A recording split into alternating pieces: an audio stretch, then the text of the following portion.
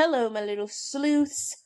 I am here with the official Fatima Barnes to film our post-podcast interview. Fatima has a dog, so if you hear barking in the background, I told her it was fine, but that's like their child. And so if you hear barking in the background, that's what it is. It's Buttercup. We love Buttercup. We stand Buttercup here. So we're just gonna hop right into it, Fatima.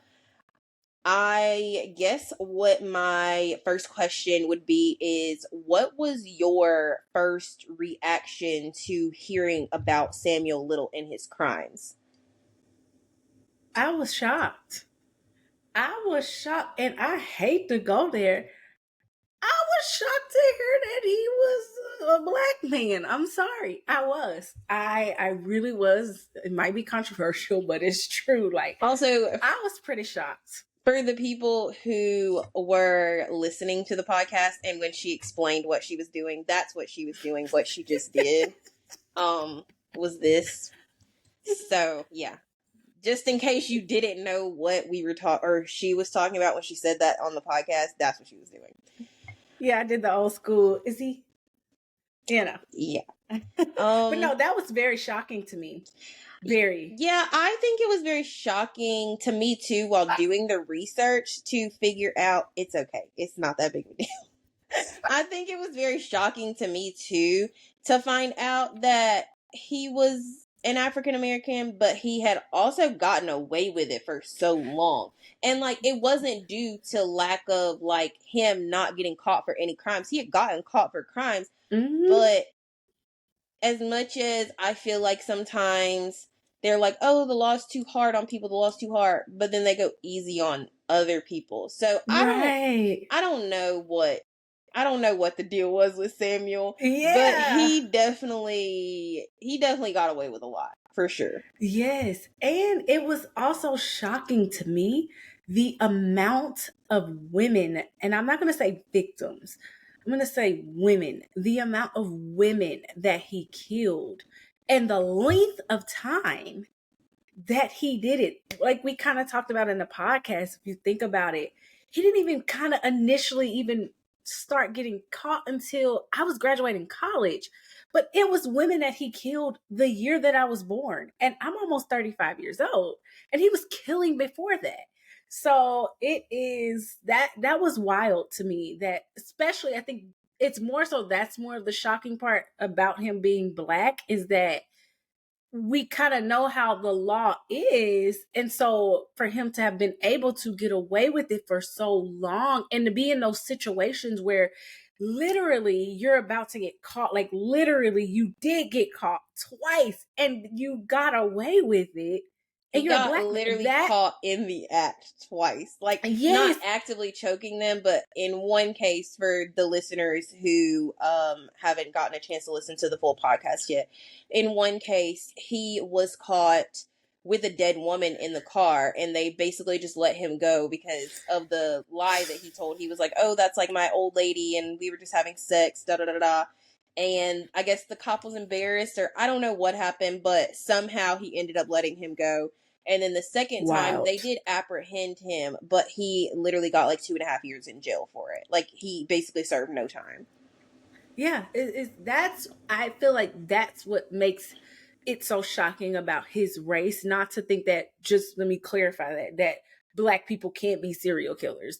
It's more so that, like, to get away with it and for so long as a black man that was already a criminal in this society is kind of wild to me. You know, the episode before this that comes out before this, it hasn't came out yet, but we're filming this on the 10th and tomorrow's the 11th. So this episode is coming out tomorrow. But that episode also involves a black man. And so I don't know. I don't know how that happened this month, but I just chose 2 black serial killers who basically got away with a lot of things. So wow. I don't know how that happened. If I'm being honest, I don't even know how I chose both of them. I think I saw one of them online, and then the one that's coming out tomorrow, it has a he had an interesting name, because like they name all the serial killers. He had an interesting name, and something about the Taco Bell Strangler, I just couldn't take it seriously. I thought it was a joke, but it's in fact not a joke. So it's nothing about what he did was funny, but I just thought the name Taco Bell Strangler was kind of funny. So I looked into it. Yeah. And then once I looked into it, I was like, oh, there's nothing funny about that. So. Oh, dang. Yeah. Yeah. But what was your, like, I guess those were your initial thoughts, but were there any aspects of the case that kind of intrigued you besides the fact that he was African American? Yeah, I would say I was more so intrigued by wanting the how he got there, right? Like how do you get to that place where there's no remorse for what you've done? There is almost like we talked about in the episode, an immortalization in which he prided himself on.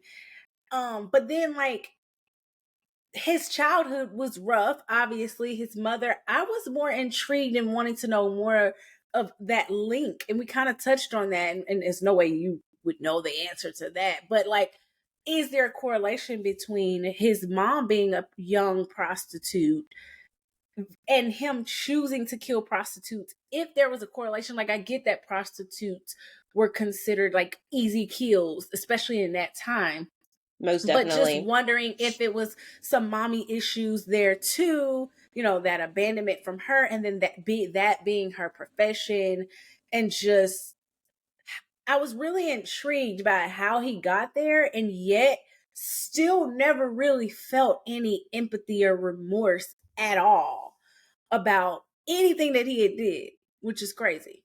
And I will say, like you said, there's no way, like, Samuel's gone now. Mm-hmm. Fortunately and unfortunately, because you can't ask him questions.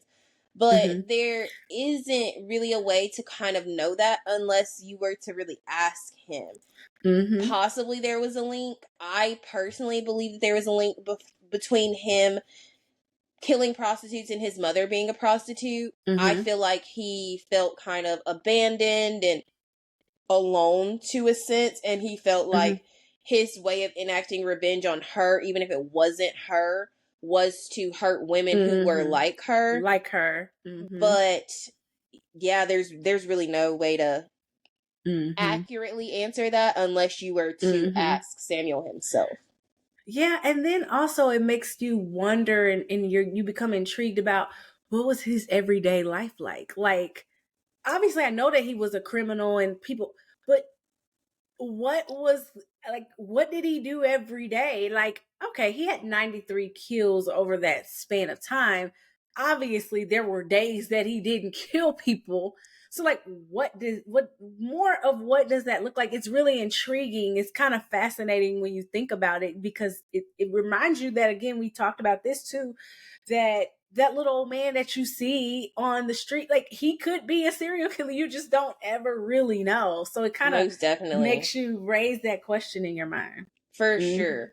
So I don't think I think I touched on it a little bit in the podcast, but Samuel's day-to-day life for a very long time, up until his girlfriend pretty much died, he was dating, I believe she was like 70 years old. He was like dating a much older woman, though. I know. He was dating a much older woman for a good portion of this time he was killing. Not the entire time, but a good portion of it. And that was actually the woman who testified for him and was like, oh, Right. like, he was with me, da da da da da. So, Wild. he was dating her for majority of that time frame that he was killing. And while dating her, a lot of their day-to-day life would simply just be robbing Normal stuff. places, like shoplifting things from like stores, people, and selling it to get money so that way they could go on to the next town. They were Wow. very transient. That's crazy though, even just to think that, me as a woman, you as a woman, like I can't imagine condoning, something like that and then Mm, testifying. I couldn't imagine doing it, but I can see how she could. And she may not have fully known that I don't think, I feel like, I'm not gonna lie, I didn't get far enough to really figure out if she knew he was committing murders, but she, I feel like in a sense, she was still she wasn't necessarily in the dark because she knew he was a criminal. So, I I don't guess I know. could see that. That maybe there was a level of, I know that I love him enough that I don't want him to go to jail. So yeah, he was with me, but maybe I don't really know all the specifics of what he doing. All I know is I just need to stand up for my man. I'ma stick beside him kind of thing, Yeah. you know. But I don't, I'ma say he with me. Yeah, I just think that like she was kind of like, oh, like as long as like cuz I mean she died of natural causes if I'm not mistaken. So it wasn't like he eventually murdered her. Mm-hmm. So, yeah, I don't. Makes you wonder why maybe her neck wasn't popping enough. I don't know. Yeah. Because it kind of makes you wonder, like, well, why didn't he ever kill her? I think it Like, was how do because serial killers I think it was because she offered him a level of protection. Had he not been with her for that majority of time, I feel like, or I believe within my heart that he most likely wouldn't have gotten as far as he did because because of she her was the one who testimonies? really wanted to kind of like move around per se. I don't think he Mm. would have been able to get as far along in his crimes had she not been with him, if that makes sense. Yeah, and then it makes you also raise the question. I'm trying not to go down a rabbit hole, but it does. It makes you raise the question of like, well, what is the criteria that serial killers like? How do they? Because a lot of them they are in relationships or they have a wife A sometimes lot or of them whatever. live double lives. Yeah, so like, how did you distinguish between this is the person that I want to be in a relationship with versus kill, and then kill? And I mean, I know that a lot of times they have a type on who they kill, and so maybe they kind of go for someone who isn't their type. I guess I could I would see that. also venture to say, and once again, I can't remember if his girlfriend was a prostitute, but I would venture to say she most likely wasn't a prostitute and she was just a criminal, just like an older lady Mm-hmm. who just happened to be a criminal. Mm-hmm. And so he probably didn't feel the need to kill her because she didn't fit the criteria of what he was looking for in a kill, per se. Right. Because, That's what I'm I kind of mean, thinking. anybody walking down the street could have had a nice neck to him, but if it was Sally Lou walking down the street and her dad was the owner of Kellogg's, then she like you're obviously not gonna kill her. Like that's too high of a that's too Risk. yeah, Yeah. it's too much of a risk for you to Mm-hmm. yeah. So I guess it's kind of the same obviously concept of like how even molesters and things like that, they can go around other children. They don't go after every single child that they come in contact with. They obviously kind of pick ones they look for a certain thing. So I guess I could see that. So the person that they're usually in a relationship with, it kind of goes back to what I said. Maybe they just don't fit the criteria or criteria their for type. murder. Mm-hmm. Yeah. Yeah. Okay. Makes sense. Makes sense. So, what stood out to you about his confessions and I guess like the process of verifying those confessions? That to me, the confessions, and I looked up the confession tapes. I did not hit play it. I was trying to watch Harry Potter today, but I didn't hit play it. I said I was actually going to go back and listen to them, but I've seen quotations and things like that in some of the videos that I've seen. And And to me, pre-warning before you go and watch those, some of them he does go into a lot of detail. For anybody who watched the podcast and hasn't yet watched those videos that I linked down below, he does get into graphic detail on some of those confessions. So just a Mm-hmm. fair warning before you go and watch them. Yeah, I'm gonna watch them, but I want to wait until this weekend actually. But what I will say is probably the most shocking part for me about his confession. Again, I think it goes back to this lack of remorse. I even saw a quote where he referred to them as his 93 angels, little angels. And it's like, dang, are you that twisted that you would refer to them as that? Like, I look at angels as like they protect me. So you think that they're protecting you from beyond? Because if it was me, I'm gonna be haunting your ass every day of your life. You hear Yeah. me? So it's like your little angels, and then on top of that, it was this pride. It was a sense of pride about what he had done. And what really stood out to me about the confession, and even how the female detective really had to sort of stroke his ego to even get Actually, him. Mhm. she wasn't a detective. And that was their so I don't think I did a very good job of explaining this in the podcast, but she actually wasn't a detective. She was just a journalist. And the reason Oh. that the detectives, so the difference between her and the detectives was the detectives didn't want a female in the room with him at all because they didn't know Mhm. how he would react He would to a react. female. And they didn't want him to get defensive and not talk to them at all. So when Hmm. she went to go visit him, it was pretty much in his last days. And, or I wouldn't say his last days completely, it was more so in his last days before COVID. So he ended up dying in 2020, as I said in the podcast. But it was just those, it was the last days before COVID shut down everything.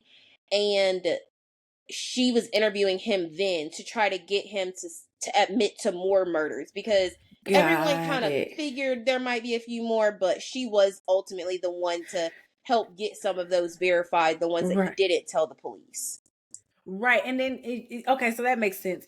Even when you look at, though, how she had to stroke his It was ego and how very she had different to than how, play yeah, it was very on different that. than how the detectives talked to him. So Yes. her role in She was talking to key. him, her role in talking to him was basically being submissive if you just want me to be honest about Yeah, it. she knew to like play the role well. I'm pretty sure that took a toll on her mentally. And I think we kind of talked about that. And then it impacts your family because that's energy. You know, I am big for those that are listening on energy and understanding how it transfers.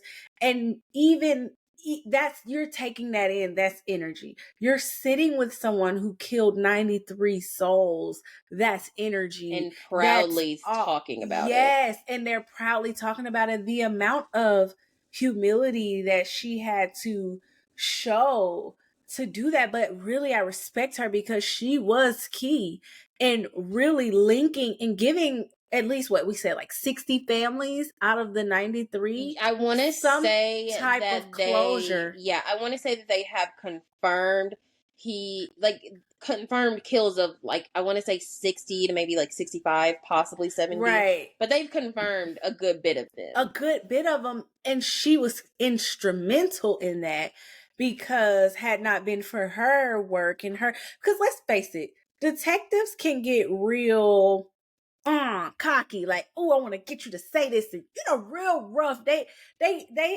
negotiate in a certain way that I personally feel like would not have gotten to Samuel Little in a way that she could have. There's this level of like, I'll give you what you want if you give me this, but it was more or less like that's not what he was looking for at that point in the game. You Yeah. can't get to him in that way. So she was And key. That's probably shocking to me. that's also why he couldn't, like, they didn't get anywhere with him until all of his options had been exhausted, like all of his appeals had been used up.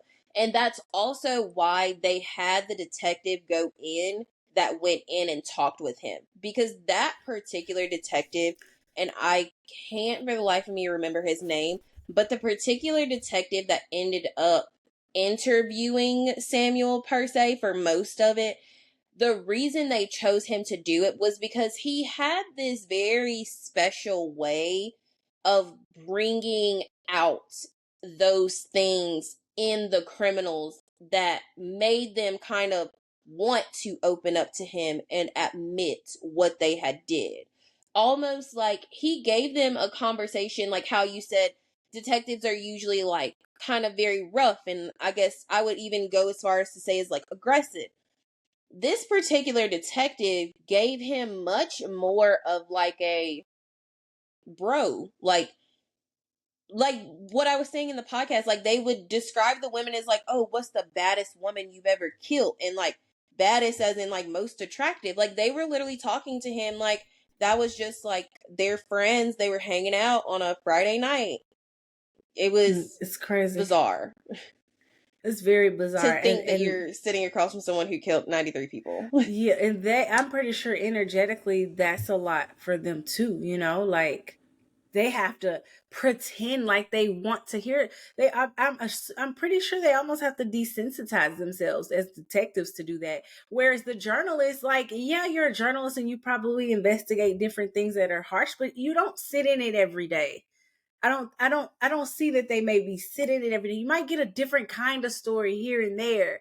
It's not every day you talk to somebody who killed 93 people and brag about it and they're happy even as a journalist. And I think I remember in the podcast you were saying that her family was even relieved when he passed because it's like we can get our mom back or whatever. But I hope sis got her some real extensive therapy, either before, I mean, during or after. Hell, even before all of this, because I know she's gonna need it. I know she's gonna need it because again, that's a wild experience. I would have to say I don't know if I'm built like that.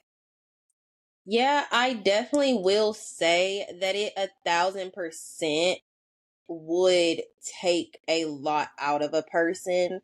Mm-hmm. I could see it taking a lot out of a person is what I would say about that. And I know that it Mm-hmm. would take a lot out of a person because like I said in the podcast, I only research the things that these people do to other human beings, and it's like I said before, it's not a secret that I have a writer for my podcast, and I only research to be able to give you information that I don't get in my script. So I can only imagine what it would have to be like to talk to these people and have Mm-hmm. them, like, not even hear it from someone else, like, have them describe to you what they've done.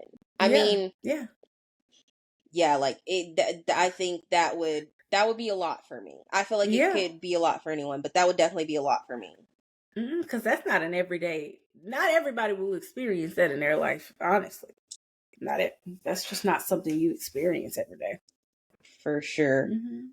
So, what are your thoughts on Samuel Little's psychological profile and some of his motives? I think he was crazy, but also let me get professional for a second. So hold on, y'all. So the dog. I'm sorry. I don't know why she's barking so much. His psychological profile to me, I feel is very interesting because you've talked about this before, but it's almost like this: were you born this way? Or like I get that life was rough, but like my like I, we all have had rough, crazy things. Like, how do you go from like where some people take those situations and they sort of alchemize it and try to be completely opposite versus in his case where it's like he took this and obviously he has serial mental health. I don't know the right term. I don't know if it's a psychopath or what's the other one? A sociopath. I don't know the exact terminology to fit those, but I would be curious to know if that is somewhere, if there has to be some type of mental illness because of his total lack of ability to show any empathy. I mean, obviously you start killing 93 people, like how do you get to a point psychologically where you don't value another human's life enough? It's literally disposable to you. You're throwing them down hills and cliffs and dumping their bodies in random places, and you're doing these things and you're just disposing of them like they're like toys or something, right? And so it's like, obviously psychologically he was missing several screws up in there.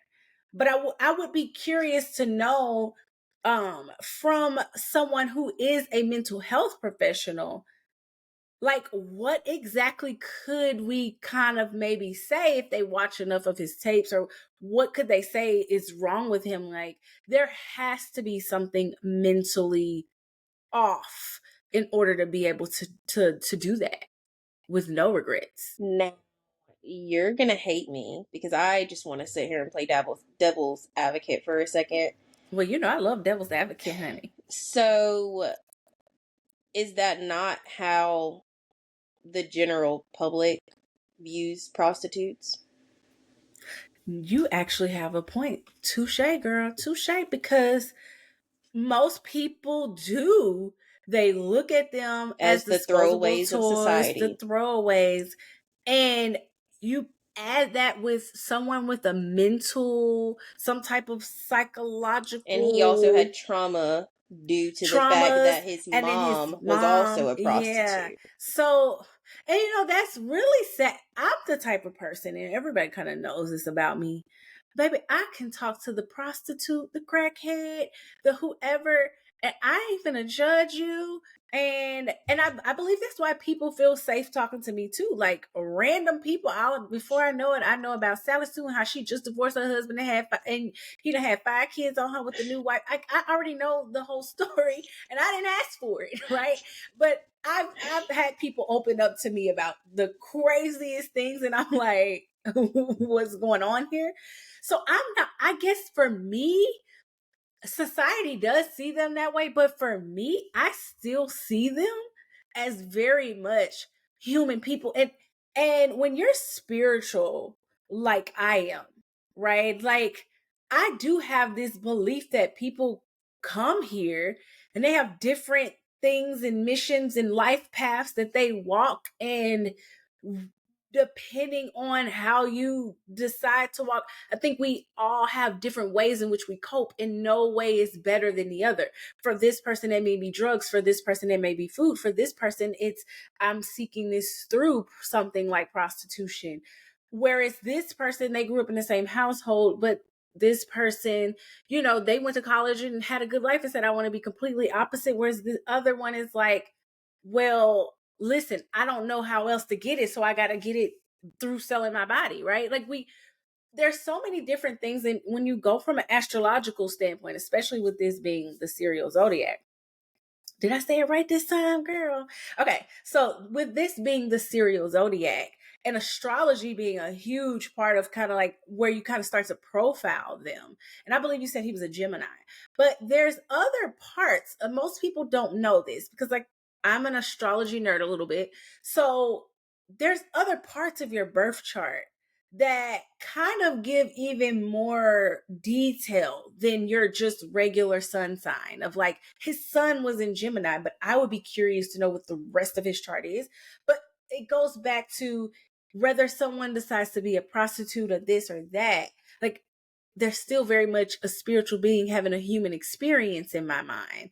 And their human experience may look different than my human experience, but it's very much their human experience for a reason in this lifetime. You see what I'm saying? Yeah. Who knows? I could have been a prostitute in another lifetime too. I don't know, right? But I'm not here to judge that. So it is really sad that society has really become this place where they're not able to see that. And it's odd because we're such a religious world, right? But then we can't seem to see that these people are not toys that you throw away just because they decided to go a different way. Yeah. It is very unfortunate. So Fatima, last few questions. How did you perceive the media's portrayal of Samuel Little's case after learning about it? It's kind of interesting because I don't know if we went into too much detail about the media. I know I kind of seen what I've read and all of that. And I do feel like, unfortunately, in any case, the media likes serial killers. Unfortunately, it's a crazy, wild thing to say, I'm sure. But if you look at it, our society is fascinated with serial killers. And so I feel like the media, from just what I've seen, just from like when I was getting ready to go down the rabbit hole, what's on YouTube, I think they're just as intrigued and interested as everyone else as to like how we got there. But I do think that our society really does love serial killers. I mean, like that's why there's so much true crime type things. That's why there obviously podcasts like yours, where they cover it. And so I do think that it's it's interesting. It goes back to his race for me. I do think that it's interesting that even he received that kind of, we need to know what's inside of his head. And maybe that made them even more interested too, because there aren't as many Black serial killers, from my understanding. You can correct me if I'm wrong on this, as they are the typical white male serial killer, which is why it was like a big deal for you to cover a woman serial killer. And in this case, there are Black serial killers, but they're just, that typically isn't what fits the mold. So it's interesting to see how I feel like it probably even played an even bigger part into how they look at him. Honestly, like I think it probably played an even more pivotal part in how the media covered him, because you just don't run into hearing about as many Black serial killers. So I do think I think race played some type of factor into it. But I think there's this, again, that serial killers know that they'll be immortalized. And I think he and the media played right, like the media played right into his hand. So, yes, I agree with everything that you just said. I was looking up like what the typical serial killer was. So, the case that I am talking about tomorrow, in that case, he actually wasn't caught because he also didn't fit the typical serial killer mold. Not just in the way that he was Mm-hmm. killing, but during the time when he was killing, they typically associated serial killers with, like you said, being white middle-aged man, and they just weren't looking for someone like him. They weren't even looking for a serial killer. So I feel Wasn't even like looking in with that way. Samuel Little, they didn't even know he was killing all these people to look for him. And Mm-hmm. that's what happened in the case that I'm talking about tomorrow. Also, they didn't even know that there was a serial killer to look for them Yeah. because of the Mm-hmm. way that they both chose to kill people. And Kill people. ironically Mm-hmm. enough, they were both Black men, but they also both chose to kill their victims in the manner of strangulation. Wow, I wonder if there's a correlation with that. And it's interesting too, because like you said, it was so easy for him to get off, for them to not even think that they needed a serial killer, because he's going through all of these different states. These are prostitutes, unfortunately, And the he way had that been society views in them. and out It's of like, the criminal what justice if there's a system. John? So Yeah. he knew So that it's like, they didn't talk to each other. mm-hmm. Because had they talked to each other, they probably would have caught him sooner. And he benefited from the time period in which he did this. He spread it out over so many years that I could see how it would just be like, this is a random set of murders. This is a random. There was no, even though he was consistent in how he killed his victims, strangulation, usually probably some type of rape or sexual assault.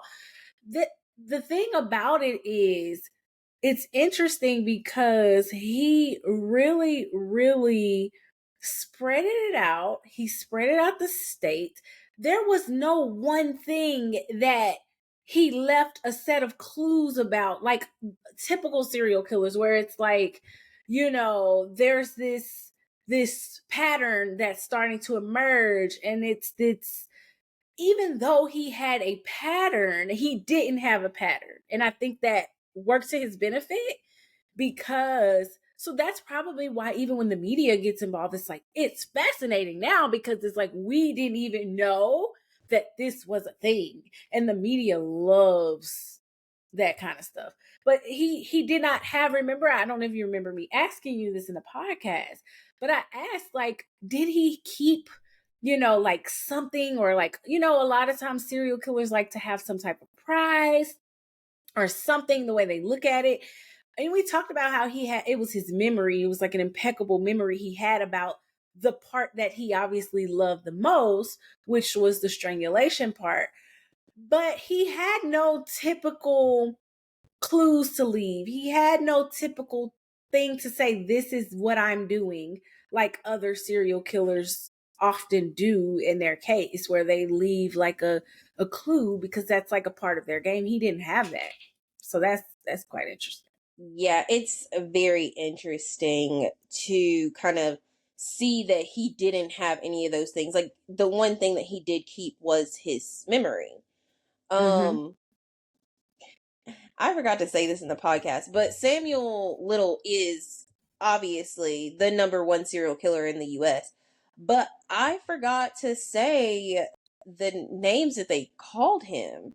And it's probably because it wasn't a very public name. I believe that it was just it was just among the police department that they called him this, but his name was the choking stroke. Hmm? Yeah, because he choked them. So Samuel was very, very adamant that he did not rape these women. He loved talking about the strangulation. He loved talking about how that made him feel, but he was very adamant that he did not choke these women. He actually went as far as to tell the police that he essentially had erectile dysfunction. Like, he couldn't have gotten it up if he wanted to. He would choke these women and masturbate while he did it. So they called him choking stroke.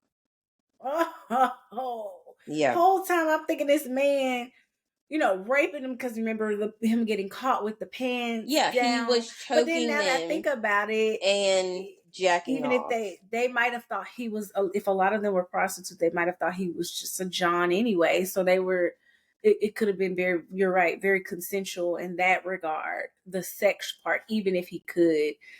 Yeah, even if he could get it up. But and that's why a lot of them, as far as like DNA wise, especially, especially after you die, like, it's you, the perpetrator's word, the suspect's word against a dead person. And because prostitutes live a high risk life already, obviously, you even if you do take DNA from them, it's very easy to explain that away. Oh, I did pay them for sex earlier in the night, and I left. When I left, they were perfectly fine, and now Mm-hmm. somebody else may have came along and killed them later on in that night, and that's how my DNA got there. Yeah, It's that makes easy sense. to be explained away. Not Mm-hmm. saying it makes That it makes right, sense. but it is easy to explain away. Yeah. That makes sense. I that makes a lot of sense. Based off of our conversations, what lessons do you think can be drawn from Samuel Little's case?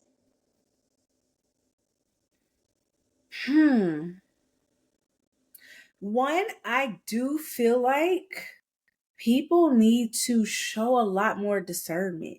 There were so many women that, when you were describing the case, where they were like, "Oh, I asked him for a ride," like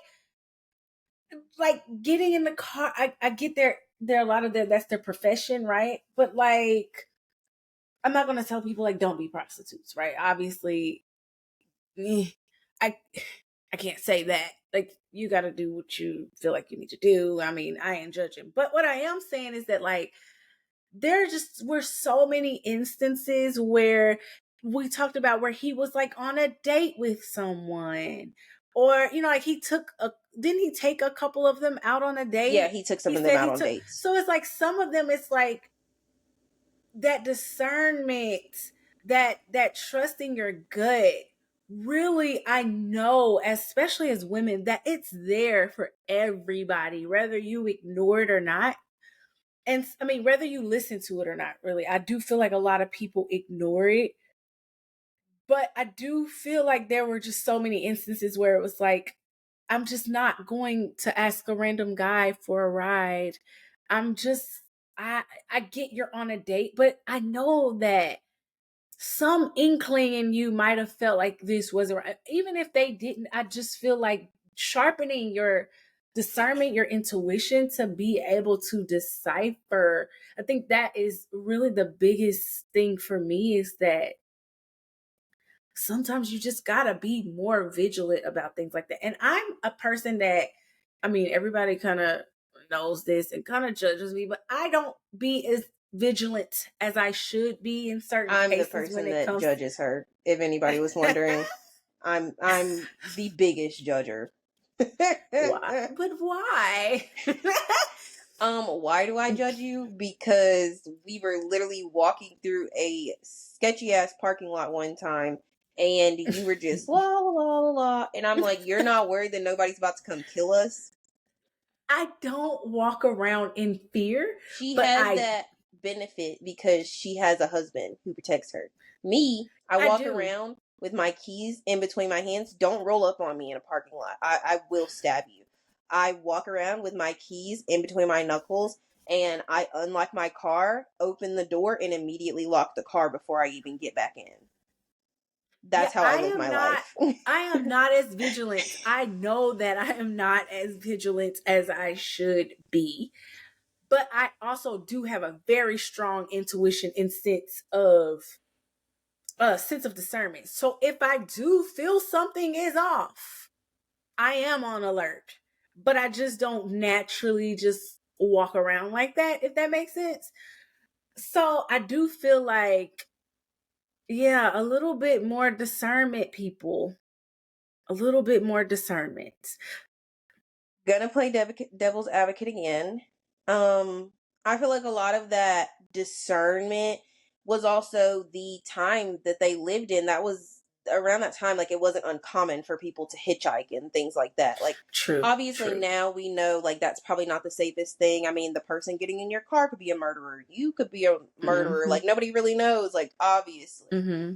But that time, like, serial killers, the whole, and serial killers have existed for a long time, but that whole era of serial killers, like the 60s, 70s, 80s, that era of serial killers, they, not to be funny, not to like, not trying to be funny at all, but they got into the profession at a great time.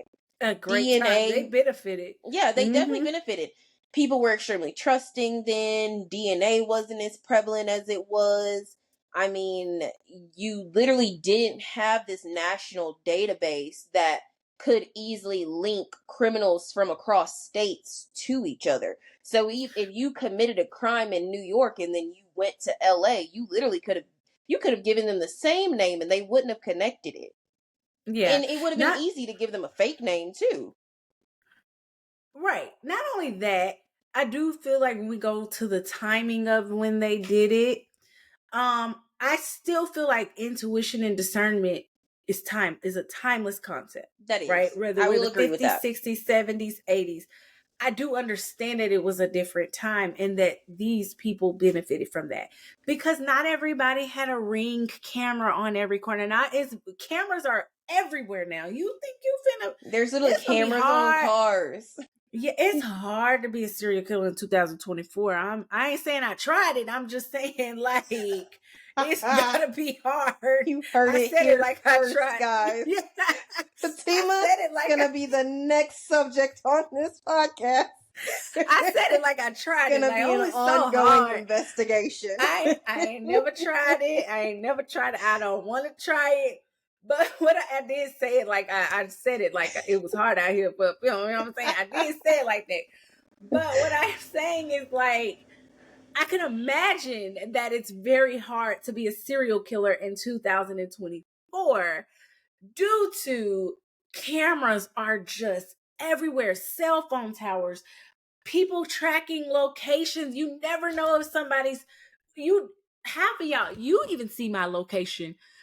Most of the people that are important to me, they see my location at any time. Like you never know who you're going to social media. It's just the detectives on the internet streets are just on another level. They be solving cases better than the police department sometimes.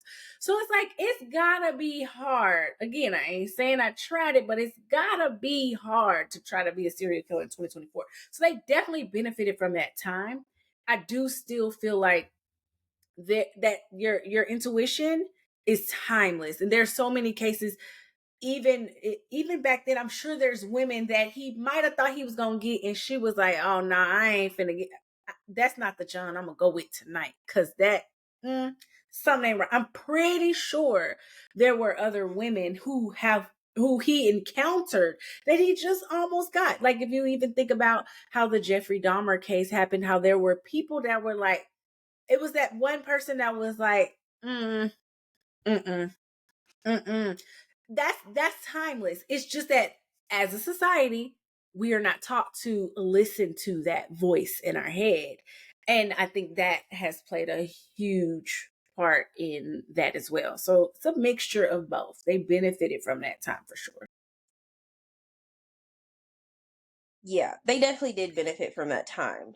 I do agree that it is harder to be a serial killer in 2024, but as someone who has a true crime podcast, and me and you have talked about this before, I frequently go through scenarios in which a serial killer could get away with murder, essentially, in this day and age of cell phones and cameras and everything else. And I've literally, I feel like I've told you like one of these scenarios before.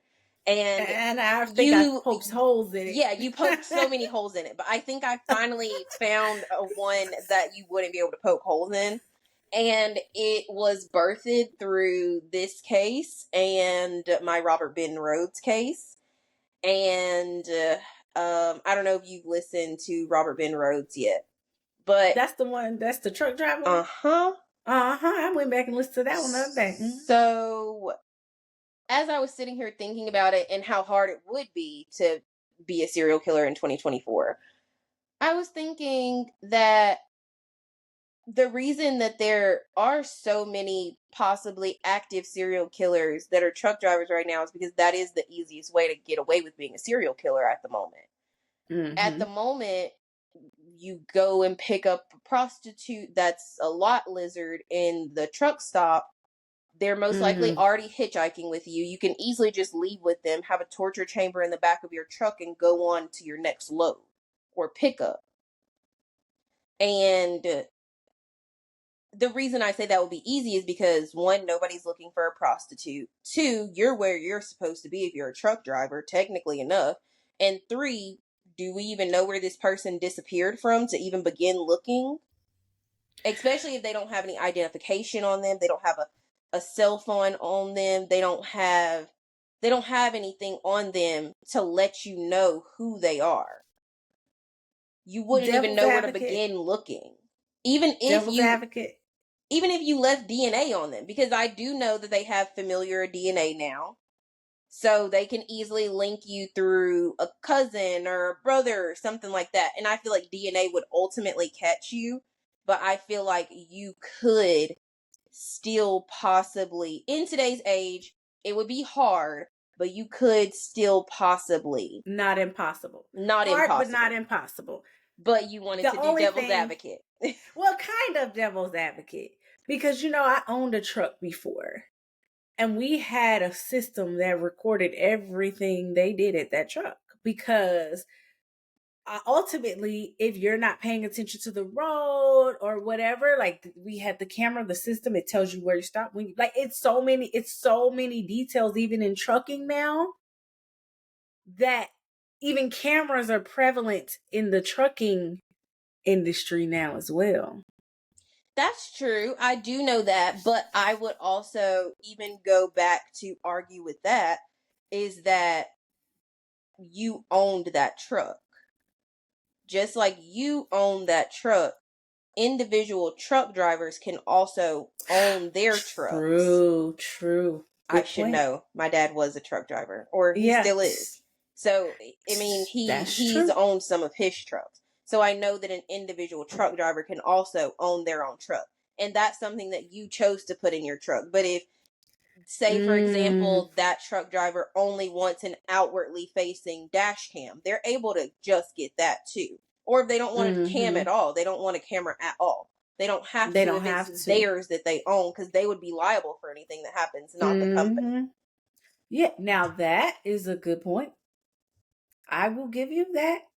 You won that. I have thought this Cause through. It didn't take you long, but I definitely figured did. it out, guys. Cause Please this don't is go murdering people on my to behalf. the listeners though, like this is like her 1,000th scenario. It is. It is. All of the rest of them she has fully poked holes in.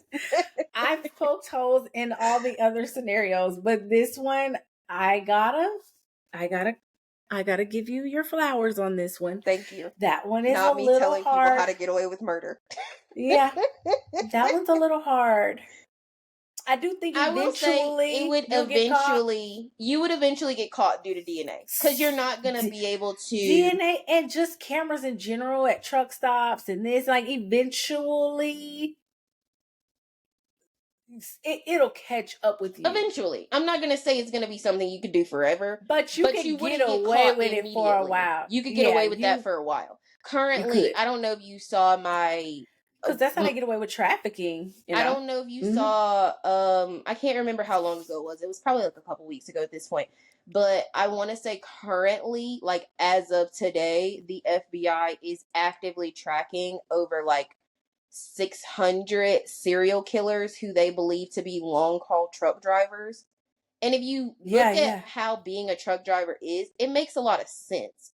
It makes sense because you're in this truck by yourself for days and weeks at a time, because not all truck drivers just drive throughout the day like a 9 to 5 and then go home. Some truck drivers drive Monday through Friday, go home on Friday, leave again on Sunday. Some truck drivers drive, and depending on like what type of trailer, once again, I know these things because my dad is a truck driver, but depending on what type of trailer you have, who's your company, some truck drivers drive for 3-4 weeks at a time and then go home for 2-3 weeks at a time and then do it all over again. So just genuinely, you could be in there with your thoughts by yourself for a long time. Yeah, I ain't surprised it be some nasty going on the road. You know, like you said, you're there for weeks and weeks at a time. And I don't think that that's obviously every truck driver, but no, I don't think it's every truck driver either. That. I just needed to disclaim that because you know how the internet is, girl. They've been said, I'd have said all truck drivers out there. No, I'm just saying, like, I do think that it is an occupation that I could see you really, really, really being able to, I could see that going dark. I really could. I mean, I think that's why they use truck drivers in trafficking a lot, I was actually on, this is like turned into a rant now, but I was actually on, it was either YouTube or TikTok or Facebook. Those are like the 3 platforms that I'm always on. And it was a video of, and this was a live video. It wasn't like something that was faked. It was a video of this truck driver. He had a trailer truck. You know what I'm talking about. Not a flatbed. It was a trailer. It was like, I guess it was like one of the softer trailers. Because, sometimes they just have like the cloth over them. It's not like, it's not like a hard aluminum trailer. It's like just the cloth that's covering it, but it's framed out to where it's still a square. I guess it was just that. And the person was driving down the road and they started filming, and I would have too, because they saw a hand poke out of the side of the truck. Yeah. What? The couple, they filmed it. They called 911. Truck driver was stopped a couple miles later. And I want to say they found like 20 people. It was like 14 young girls. And it was like 10 boys. It was Oh like 9 or my 10 boys. Yeah. goodness. He was charged with trafficking. Oh, girl, you know I don't like that at all. Yeah. But I am so glad that they were able to stick their hand out and figure out how to do that. Yeah, it was literally a video of them like sticking their hand out, like waving it to try to get somebody's attention.